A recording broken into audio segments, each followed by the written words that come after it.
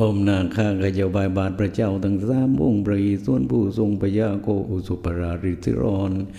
เบื้องพระข้าเจ้าไหวพระนารายณ์สีประกรณ์ทรงพระยากรุฑระเหตุเริญจรเป็นองค์พระชินนรินทร์เรืองรง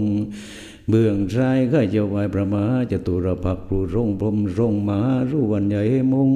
ทรงพระอิทธิฤทธิ์ลือนามสามองค์ทรงพบไปตั้งสามโลกเกตข้ามประเดชประนามลือกระจรเรื่องเอ้ยเรื่องเดชเรื่องเวทเรื่องพรเรื่องกว้าและดินโดนกระจรจบตัวจักกรพานราเอ้ยราตรี